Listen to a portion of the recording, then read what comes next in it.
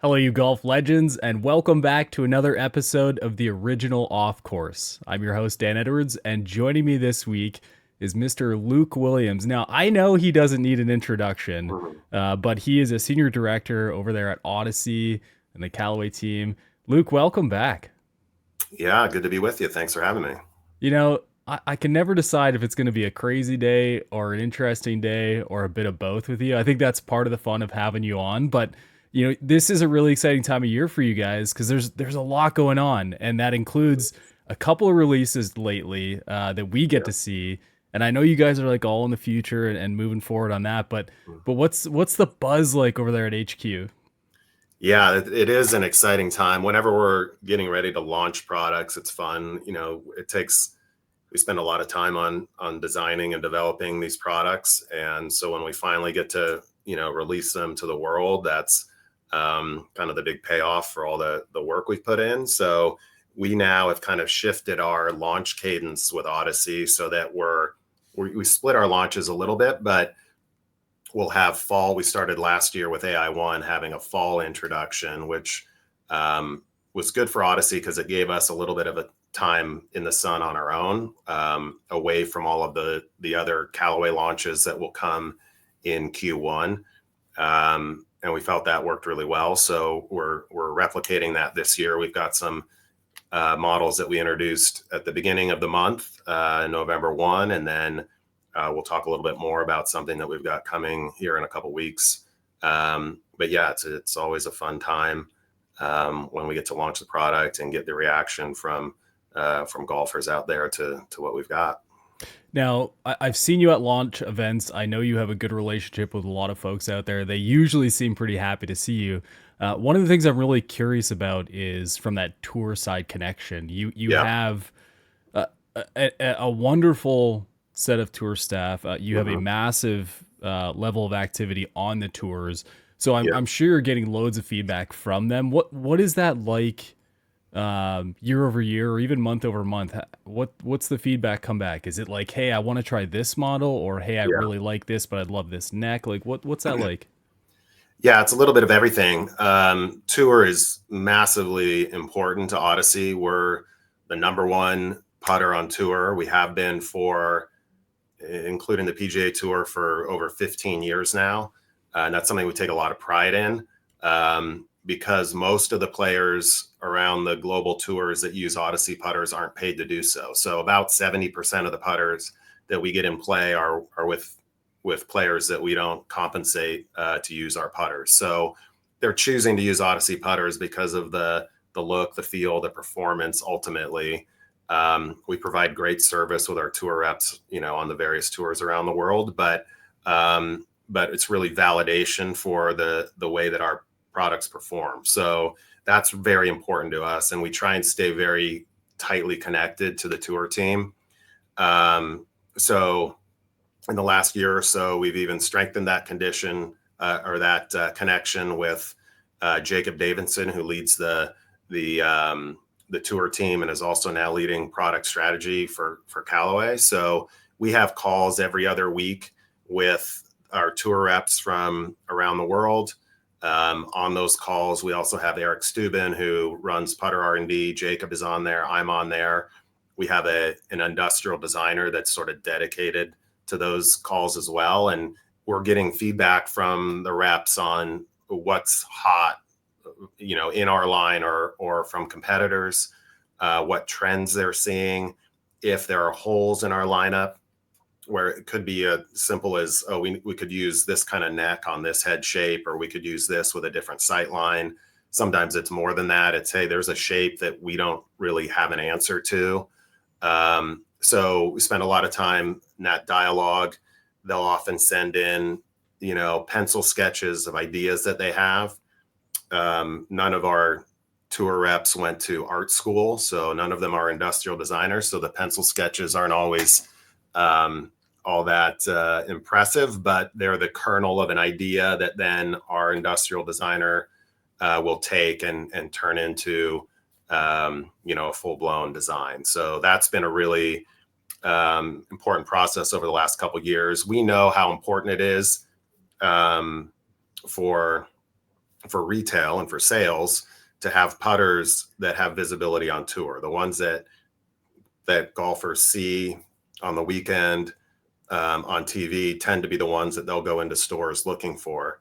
And that, drives a lot of interest. I think more in the putter category than any other category, just because golfers can use the same putters that tour players use. There's no, there aren't super game improvement putters and, pro putters. Tour players use all kinds of different putters.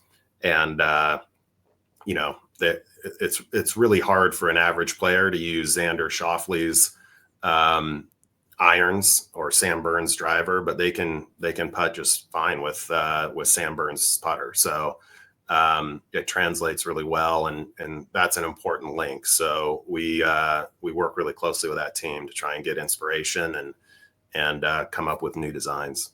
Yeah, that was one of the questions I had, because you have so much activity on tour. Is it when the wins out there happen? Obviously, that putter is at the forefront of the conversation on Sunday, Yeah. and you get all those wonderful close-ups, the Mhm. Chrome Tour and the the Odyssey putter.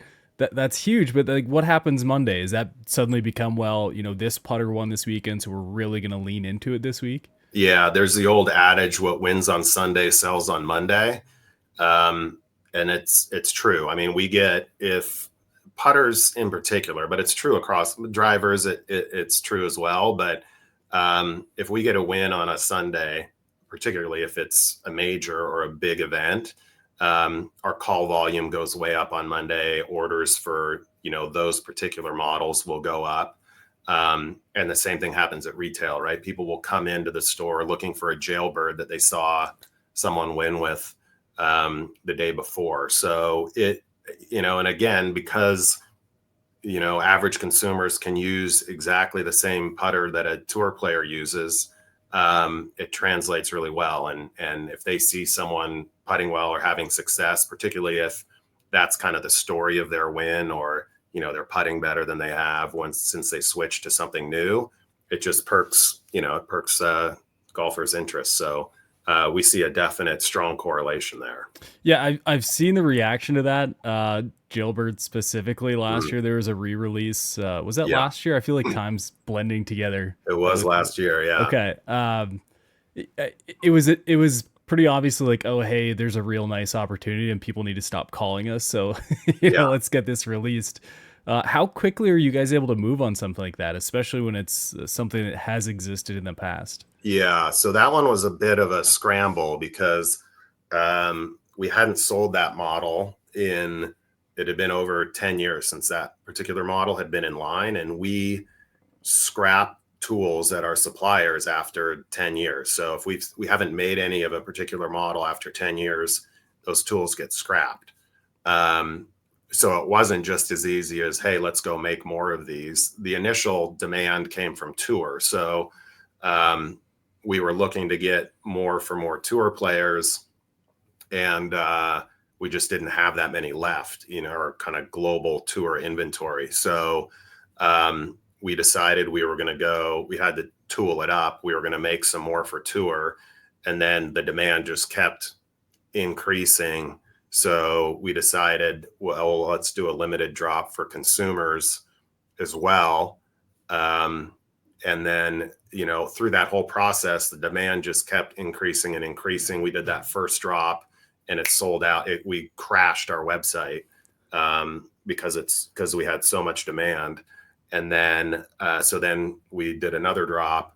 But that one took longer than it typically would, just because we had to go recreate the CAD, because the CAD was in an older system that we don't use anymore. We had to recreate the CAD. We had to create new tools, get them made, all of that.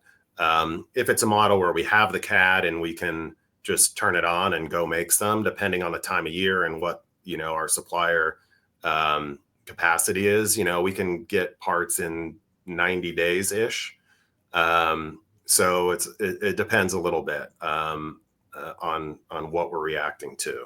So are you changing the timeline to 15 years now instead of 10 or what? It's crazy. You never know, right? I mean, that Right. was Jailbird was a popular model, and then it felt like it had kind of run its course. Um, and now it's come back, and it's been the hottest shape going for the last, year and a half. And putter shapes have, staying power.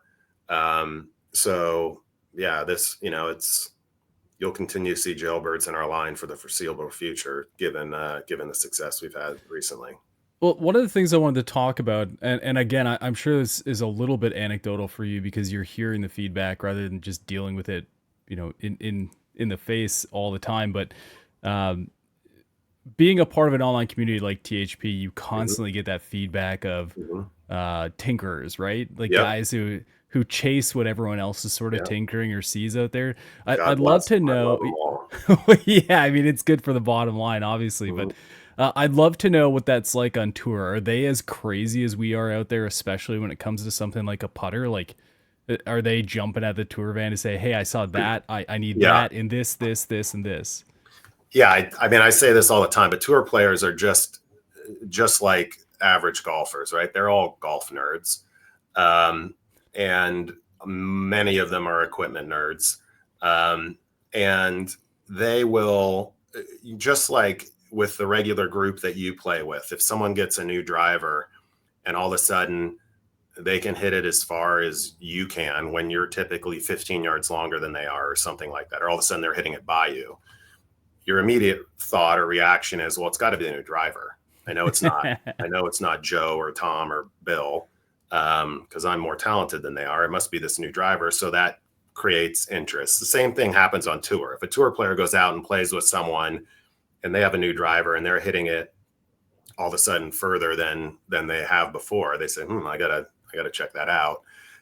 Or with a putter, if someone starts putting really well, or sees a marked improvement in their putting, um, other players get curious and they'll come to our reps and say, "Build me one of those. I want one just like Dan's." That's what happened last year with Jailbird when it got hot. Ricky Fowler pulled one from his caddy, played with his caddy who had an old Jailbird tank putter, and Ricky tried it after the round, put it in play. Wyndham Clark played with Ricky, came to our tour reps afterwards and said, "I want one of those putters Ricky has, just like his." And then it just sort of snowballs from there. So, yeah, I mean, tour players are hyper aware of what others are doing, um, and they have unlimited access to whatever equipment they want at zero cost. So imagine if your community, as much as they are equipment junkies and buying all the latest and greatest, imagine if they didn't have to pay for any of it, how much new equipment they would get, right? You'd order every new shaft that came out, Right. every new driver head, um, so that's what happens on tour. Now, there are players. What generally is the case is if players that are playing really well, or in the case of putters, putting really well, aren't looking around very much. But there are always some players that are either going through a little bit of a slump and they need something different to look at, or just constantly struggle with their putting, where that's the weak part of their game. Those tend to be the players that switch the most, are always looking for something new. Um, you get someone like Brant Snedeker, who's been using the same Odyssey putter since he was in middle school, and he's made a living being a great putter. Um, those guys don't switch as much, but there are plenty of players out there that are always looking for, that's something that's just going to help them a little bit. And now that they have so much access to their stats and they know exactly, their strokes gained putting from different distances and from week to week, and where they rank, and they know the impact of, if I can improve my strokes gained putting by 2/10 of a stroke, that would move me up, 40 places on the list, and that would be worth this much money, and all that sort of thing. Um, they're searching, I think, more than ever to make sure that what they have is what's best for them. Yeah. Well, you resonated because you mentioned the people willing to buy as much as they could if they could. Yeah. But we just recently had a thread on THP that started with how often is too often to go to the golf store. Yeah. So Yeah. window shopping is obviously a thing, but it actually I we do have new product to talk about, and I swear we'll get to it. But I Yeah. love having you on, so I love talking about these sort of new subtle nuances of putting. One of the things I've always been curious about, and I know there's a little bit less limitations on the tour truck, but you constantly fight the decision making on SKUs, the number of products that are available, and not just that, the number of products that exist in retail for people to pick up and try. Yeah. Where the challenge, of course, lies is that not everyone puts the same, Right. and that 5 to 10 strokes with a putter in the golf store is really going to define your perspective on the product. Yep. So, how much goes into making those decisions, like what should go in the store and what neck or head or Yeah. shape or sight dot or alignment tool? Like, there's got to be a ton that goes into that. Yeah. We spend a lot of time sort of agonizing over that. And um, it's difficult as you start putting a line plan together um, to pare it down, because obviously we would like it to be as tight as possible. Um, but there are so many different styles of putters and different styles of putting, even. And as the leader in the category, we want to have something for everyone, more or less, right? So we feel like anyone, whether they prefer milled putters or inserted putters or cruisers or standard lengths or broomsticks, that we have something for everyone. Obviously, not everyone's going to choose an Odyssey putter, but we don't want them to not choose an Odyssey putter because we don't make a milled putter, or because we don't have a cruiser, or because we don't have blades. So once you start looking at all the different types of putters and styles and shapes, and then we try to bring freshness to the market. So we try and bring out new shapes. Again, a lot of those led by feedback we get directly from tour. It ends up being a lot, and then you multiply that by the lengths that you offer and grip options, and if you do different necks and sight lines, it explodes pretty quickly. So Yeah. our biggest challenge is trying to keep it as tight as possible, without giving up on significant segments of the market that we think are meaningful. So what's that like when you get the feedback? Because I know people aren't quiet about what they'd like to have, and Yeah. especially with a review element instantly on the homepage. It's like, Hmm. hey, I would absolutely buy this putter if Right. it had this Yep. neck, if it had a sight dot, if it didn't have a line on it. Right. How frustrating is that, knowing like, hey, we've created a great product, it's just really hard to fit those finite golfers. Yeah, I mean, we're never going to have everything that everyone wants, right? So we have to look at, we also use a filter of what we've known has sold. So things like, an example would be our number 9 shape. People love the number 9, and they're passionate about that shape. And whenever we don't have it, people complain. But when we have it, there just aren't that many people that buy it. The ones that do love it, and it's the only shape they want to look at, but we offer it, and it'll sell well right away. And then all the people that like that shape have bought it, and then it doesn't sell So, anymore. so So this is the real subtle half moon shape with mega correct. toe hang. Yeah, okay. Yeah, correct. The shape Mickelson used for Yeah. most of his time with us. So we have to you know dose all of that with some reality, and we know what sells and what doesn't. So there'll always be someone that would, anything we could come up with, there would be one person that would buy it. But we need more than one.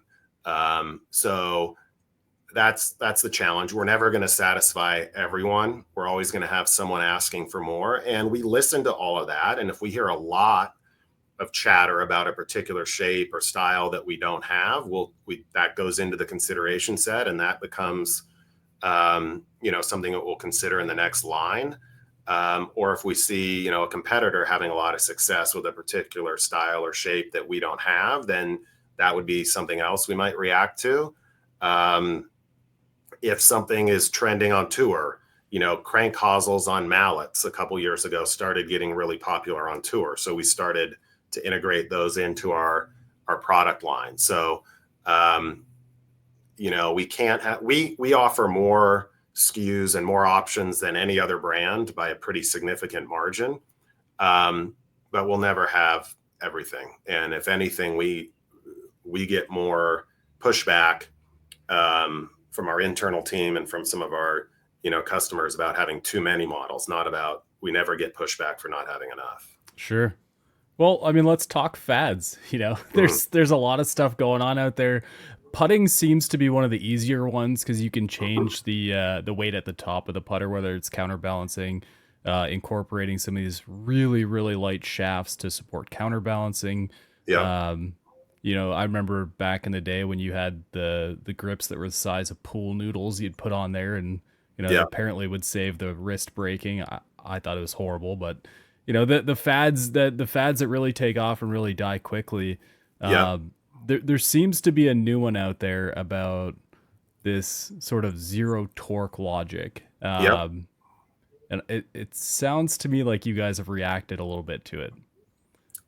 Yeah, that's we're gonna have a product line coming at the end of the month. So November 29th will be the product at retail date that we're calling Square to Square. And it is in that class of what's referred to now commonly as zero torque putters. These are all putters that balance with the toe up. So it's not a new concept. It's something we've done in the past. We had our backstrike putter back in 2010, for those that remember that one, that had the funky shaft that bent and went into the back of the head. Was a similar concept. It did that in order to project the shaft plane kind of underneath the center of gravity such that it would balance with the toe up rather than face balance or balance with some toe hang. And we had, I would say, moderate success. That was sort of a cult classic.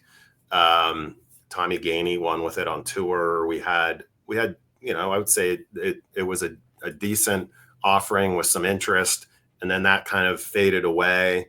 We had subsequent lines of toe up putters that did similarly, kind of had some interest, kind of a small loyal following.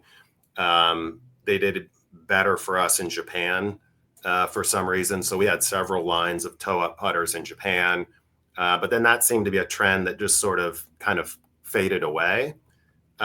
We've noticed over the last couple of years, Lab most notably has come out with putters of a similar style or that balance in a similar way. And so we've been keeping an eye on that. They started to have some success on tour. And then ultimately, if you have success on tour, that'll generally translate to retail. So they've started to see an uptick at retail as well. So we've been keeping a close eye on that. When we introduced our broomstick putter earlier this year, our number 7 broomstick, it was a similar style. So a center shafted putter where the shaft enters behind the top line and more in line with the center of gravity to get it to balance like that. And that did very well for us, albeit, in the broomstick segment, which is a pretty small segment. So we've been kind of had an eye on broadening that offering. And now that it's more than kind of a micro trend, we feel like there's some momentum there and others are starting to enter the space as well. Again, as I talked about earlier, as the leader in the category, if there are people that are interested in these styles of putters again, then we want to have an offering. And we think the offering that we're going to bring is pretty compelling for players looking for that type of putter. Yeah, so it's interesting you talk about having this concept in the wild previously and then Mm-hmm. it just really not taking off.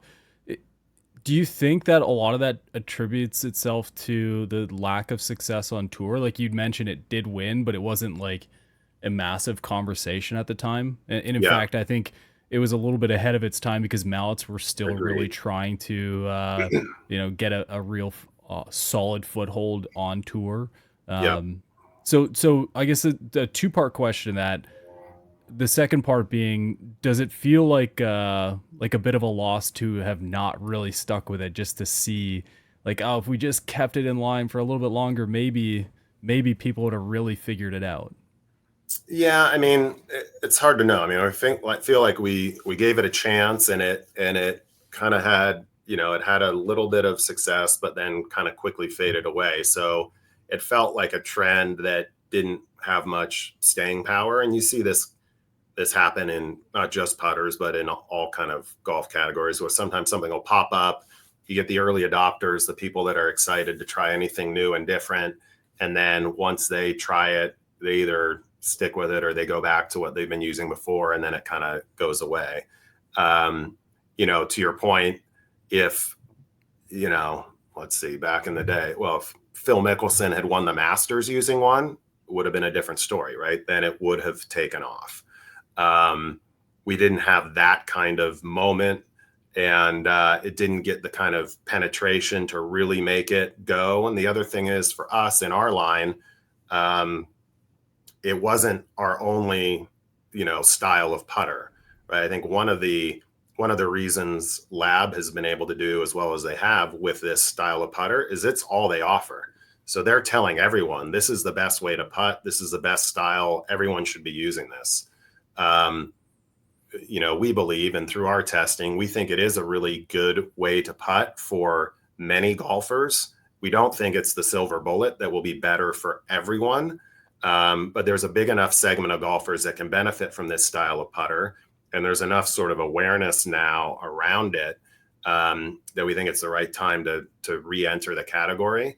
And we think, like I said, we've got some really compelling shapes that we know are tour proven and have been successful in the marketplace. I think the embodiment this time is a little, probably more palatable. The backstrike was a pretty unusual, sort of looking putter, as well as the toe up. So that was a pretty significant barrier to entry. You had to get over that sort of unusual look. These are different from a typical center shafted putter, but closer to things people might have putted with before. So I think they'll be a little bit easier for people to accept. And Well, we'll I see. got a chance to see them. It really is just a center shafted putter from a visual perspective, just shifted back more into the flange, right? Right. Yeah. Yeah. So the putter, you would consider it a center shafted putter. The shaft enters behind the top line rather than into the top line, in order to get the shaft in line with the center of gravity. So the center of gravity is just underneath where the shaft enters the head, and that's what allows it to balance with the toe up. If if you take a center shafted putter where the shaft is in the top line, as a more conventional center shafted putter would be, then the center of gravity is behind that, the shaft, and that'll make it want to flop open. So traditional center shafted putters tend to be face balanced, because we've moved the shaft further back and in line with the center of gravity. That's what allows it to balance toe up, which gives it a different sort of dynamic in the stroke.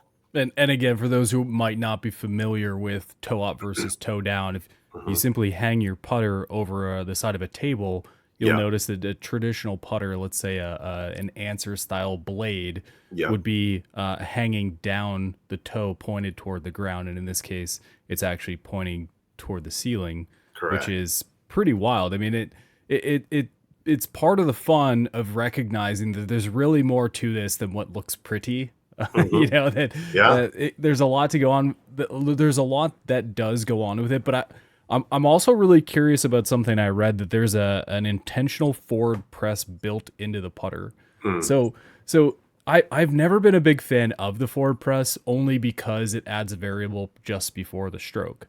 But in Hmm. this case, you're setting up for a forward press, right? Yeah. So the shaft has a 3.3-degree lean. Um, it's primarily because of where the shaft enters the head. If the shaft were vertical, as it is in a traditional putter, then your hands would be behind the leading edge. You'd be behind the face.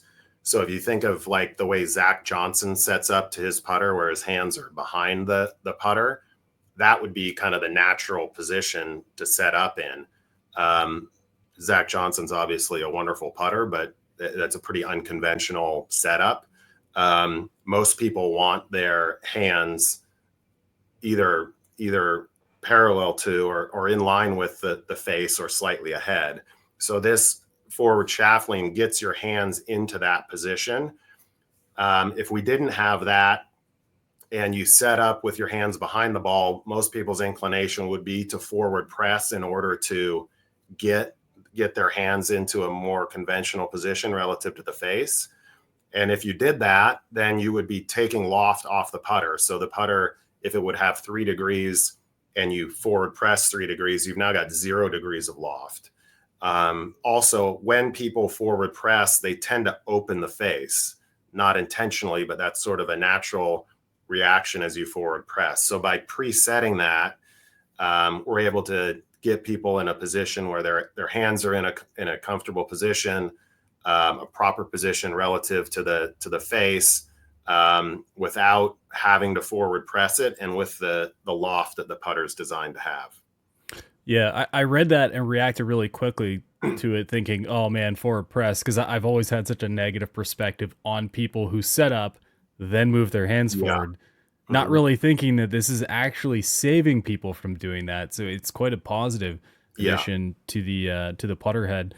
I'd love to hear more about the types of heads you're offering in this Mm-hmm. lineup and whether that will expand over time if there's success. Yeah. So we've got 3 head shapes. We picked our most popular shapes, both on tour and in the marketplace. So we'll have our jailbird, our number 7, and a double wide. The double wide is a little longer heel to toe than our traditional double wide. But we felt we needed to do that just to get the proportions right for this style of putter.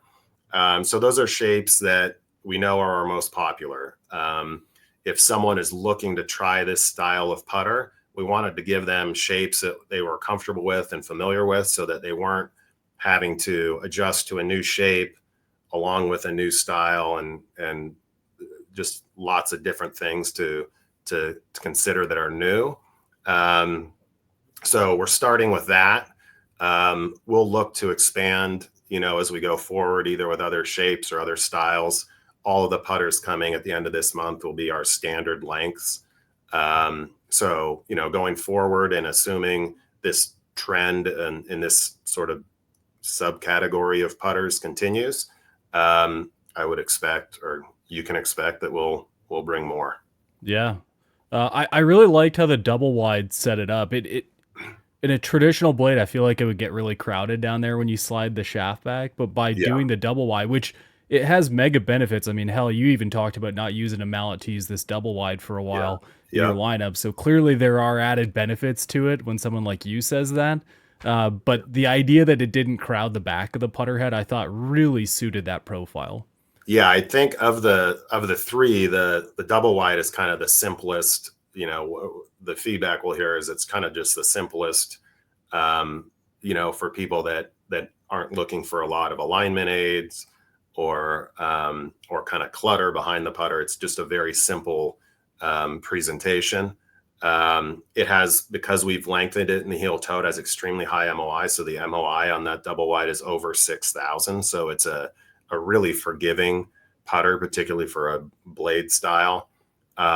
So yeah, we think it's a great option. Minji Lee has been using one. She played one a couple weeks ago out on the LPGA tour and is really happy with it. So we expect her to continue with that. So yeah, we think between the 3, we think all of them will get tour play and attention. So it's a nice tight lineup and offering, which, back to our earlier conversation, is not always something that we have. So we think we're starting in a good place anyway.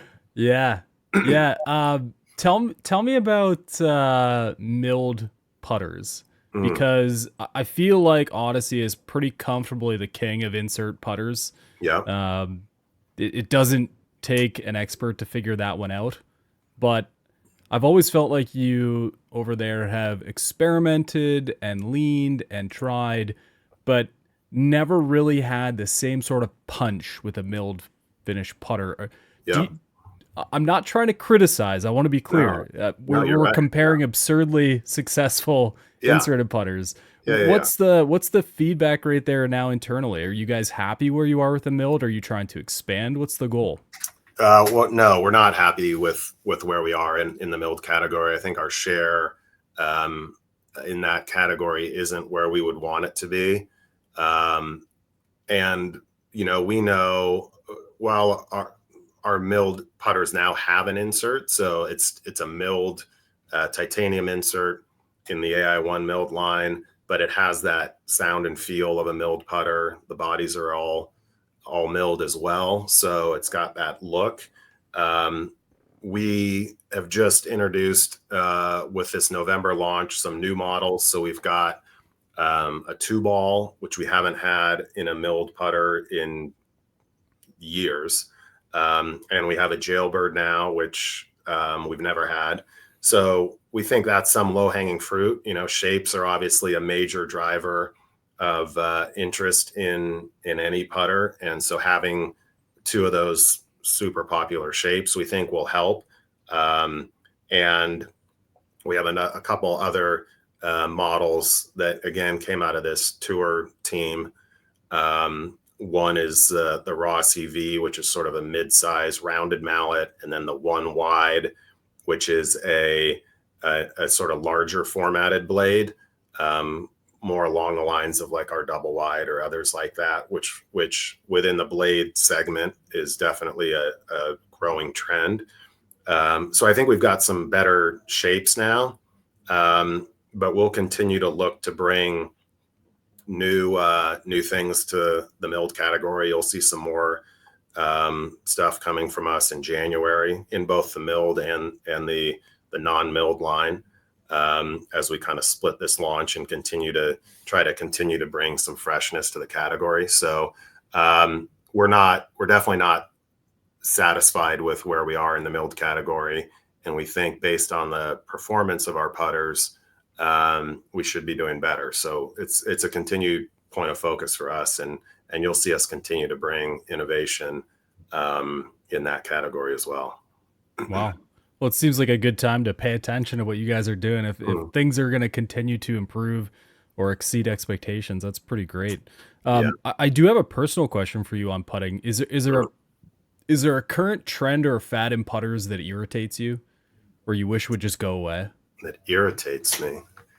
You can't say all blades must die. That's not fair. No, well, I mean, that's a trend that I love. I think, we see even on tour over 70% of the putters that we get in play, approaching 75 now, are mallets. Um, and we over-index a little bit, just because at Odyssey we've kind of been known for mallets over the years. But um, just looking at all tours and all manufacturers, the percentage is over 65% now. So we're certainly a part of that. But I think even tour players are realizing the benefits of mallets. So that that's a trend I like and I think is good for average golfers or um, even better golfers. Um, and I think all of these little micro trends that kind of pop up, some of them stick, some of them don't. But it just kind of shows that people are always, whether on our end, on the kind of OEM end with new designs and new innovations, or whether it's instruction and what instructors are seeing and teaching out there, people are always trying to find better, easier methods to putt, and not there's not one size fits all. There's not one solution that works for everybody. Something that might be best for someone might be the worst thing possible for someone else. So that's why there's so much variety. Um, and I think as these trends pop up and they get hot, the best ones and the ones that really help golfers the most are the ones that stick around. And those that don't, that people try and then realize that didn't really help me. I'm not any better than I was last year.